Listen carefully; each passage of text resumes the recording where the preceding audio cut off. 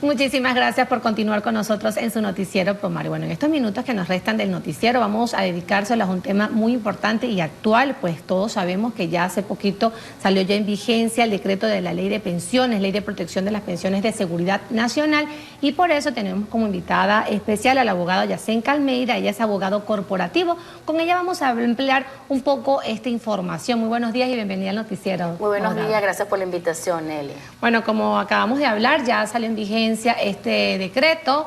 Quisiera que usted en estos minutos que tenemos nos dijera los aspectos más relevantes que ya pudiéramos constatar en el decreto, porque hace días solo teníamos el anuncio por el Ejecutivo, más no teníamos, digámoslo, el proceso, cómo iba a ser. Bueno, muy buenos días a la distinguida audiencia. Entró en vigencia no solamente el decreto, sino la ley.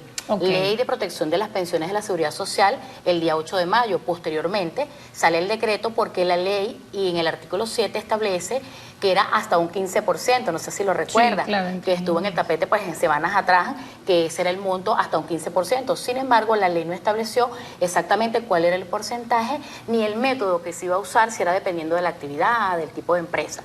Luego, el 16 de mayo sale el decreto donde se establece que finalmente el porcentaje quedó en un 9%.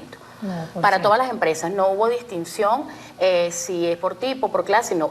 Inicialmente es un 9%. En ese mismo decreto se establece que solo quedaron exonerados los emprendedores que estén debidamente registrados en el Sistema Nacional de Emprendimientos. Y esa exoneración será solo por un año contado a partir de la vigencia de la ley.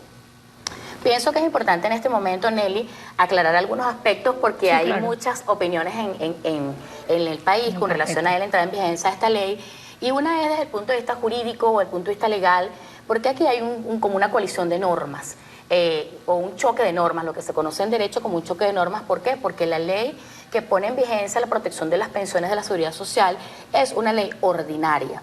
Y por encima de ella están las leyes orgánicas, según lo que se conoce como la pirámide de Kelsen o el orden de graduación de las leyes. Exacto. Y que se aplica en Venezuela, por supuesto. Entonces, cuando vamos a revisar el artículo 107 de la Ley Orgánica del Trabajo, los trabajadores y las trabajadoras establece que cuando se va a pagar una contribución, un tributo, una tasa, se debe tomar como base el salario normal. Y el salario normal pues está establecido como aquel dinero que tú le entregas al trabajador con ocasión del trabajo, pero que es permanente, cierto, seguro, ¿sí? Esa es la característica que tiene. ¿El salario base también? No, el salario normal, que tiene esas características, cierto, seguro, periódico y permanente. Entonces, claro, viene a chocar la norma porque la ley del trabajo es una ley orgánica. Claro. Está por encima de la ley ordinaria, ¿sí? Entonces establece ya esto. Porque la ley me está diciendo que la base, ¿cuál sería la base imponible según la ley? Según la ley de pensiones estableció que la base son todos los elementos salariales y no salariales. Si hablamos de todos los elementos, está incluyendo sueldo, bonos, todo. Bonos no salariales, incluso vamos a hacer referencia porque la ley en el artículo 7 de las pensiones dice que la base será lo pagado por el contribuyente a sus trabajadores y trabajadoras, sea salario o elementos no salariales. Pero más abajo establece que en ningún caso lo ingresado o lo recibido por el trabajador podrá ser un monto inferior al ingreso mínimo integral indexado señalado por el Ejecutivo Nacional. Aquí tenemos otra segunda situación de derecho, o sea, donde hay una situación de norma. ¿Por qué? Porque este es un concepto que no se había manejado nunca. No está en la Ley Orgánica del Trabajo, no ha sido referido por la Sala Social, que es la que le compete al área laboral, ni por la Sala Constitucional.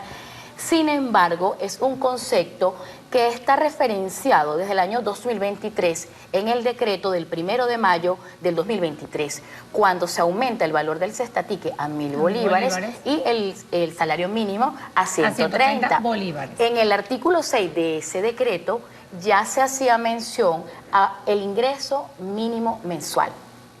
Y allí hace referencia a que todo lo recibido por el trabajador que esté relacionado con el salario, sea salarial o no, es ingreso mínimo mensual. Incluso hace referencia a beneficios como el cestatique y el bono de guerra. Entonces aquí hay una situación que ya vamos con varios elementos. Tenemos el salario mínimo que está vigente, porque lo establece la Ley Orgánica del Trabajo, y hasta ahora pues no varió su monto, sino 130.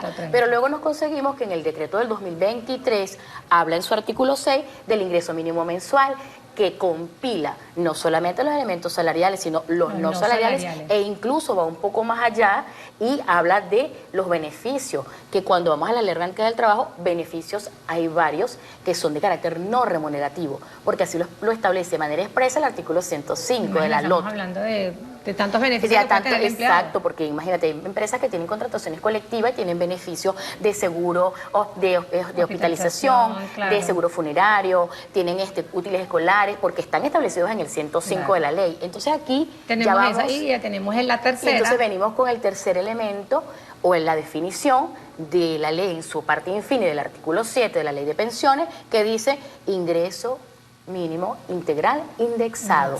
Entonces aquí hay una situación, porque ¿cómo entonces esperábamos o estamos a la espera de qué va a pasar con ese ingreso mínimo integral indexado? Porque aún no ha salido ningún decreto que establezca de manera expresa que él quedó en $130. Eso lo dijo el presidente de la República en la alocución del 1 de mayo. Pero no está plasmado en ningún instrumento legal. Ahora, ¿qué deben hacer las empresas en este caso frente a este vacío o este choque, digamos, tributario? Porque ya la ley va a entrar, ya entró en vigencia y ya para el mes próximo tendrán que todas las empresas estar haciendo este pago ante el ente recaudador, que es el CENIAC. Sí, que por cierto, hoy va a haber charlas de eso. Sí, de hecho ya salió la providencia administrativa que señala el mecanismo para la aplicación de la norma. Ya corre por las redes sociales desde el día de antier.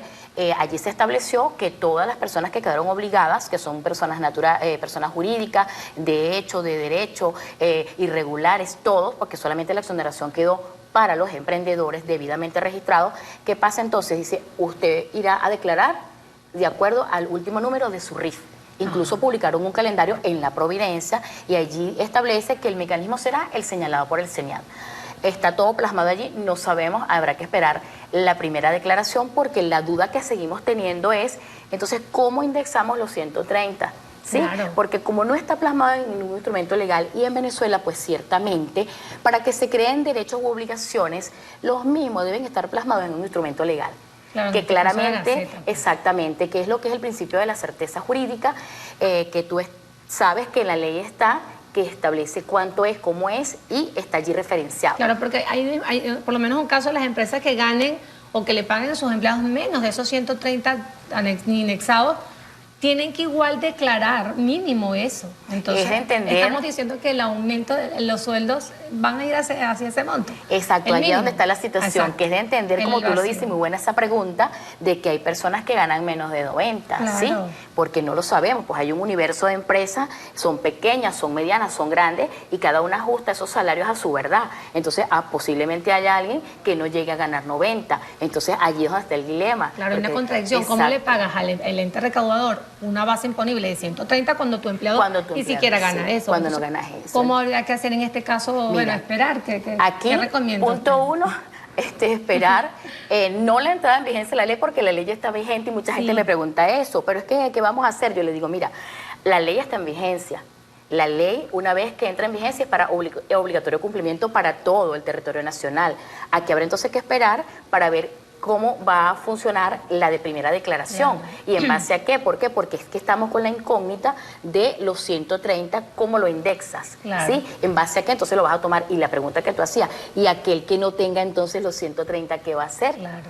Hay que analizar. Las empresas tendrán que sentarse ciertamente a revisar su verdad, porque esta es la verdad de cada quien. Aquí ya no es cómo lo hace cómo lo vienes haciendo, no. Aquí inexorablemente tienes que revisar.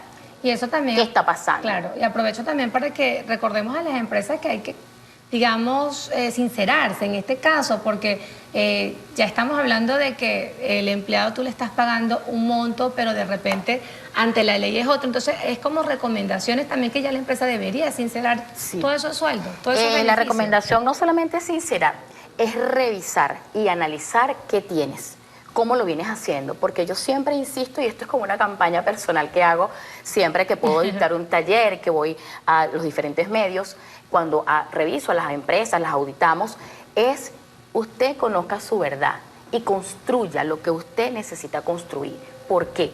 Porque resulta que muchas veces hacemos lo que se hace en el resto de las cosas, pero es que tú no conoces lo que te está pasando aguas adentro. Entonces yo no puedo decir, yo voy a pagar $80 porque eso se paga en el medio si tú no has revisado tus finanzas, los costos, si tú no has revisado tus costos, si tú no sabes cómo te va a impactar. Entonces hoy más que nunca la recomendación es revisar qué vienes haciendo y entender que el área laboral no es un área desvinculada del resto de la empresa. Exacto. Que es otra de las situaciones que yo observo mucho cuando hago las auditorías, que la gente ve el área laboral como solamente el pago de un salario y desvinculado del resto de las cosas, y no es así. Esto implicación en el costo. Inexorablemente la parte laboral y todo lo que tú pagues, porque no solamente es el salario, sino el resto de los beneficios tienen que estar vinculados con la contabilidad y los tributos. Así es. Bueno, muchísimas gracias, doctora. Estábamos conversando con el abogado Yacenka Almeida, abogado corporativo, un tema bastante interesante. Seguro más adelante vamos a estar contactándonos para seguir actualizando esta información. Gracias a ti, Nelly. Con esta entrevista de la doctora, nosotros vamos a despedir esta ronda informativa por el día de hoy. Como siempre, agradeciéndole su sintonía. Yo soy Nelly Carolina González. Para mí un placer estar con ustedes durante estos 30 minutos de información, pero por ahora los invito a que continúen con más de Promar Televisión.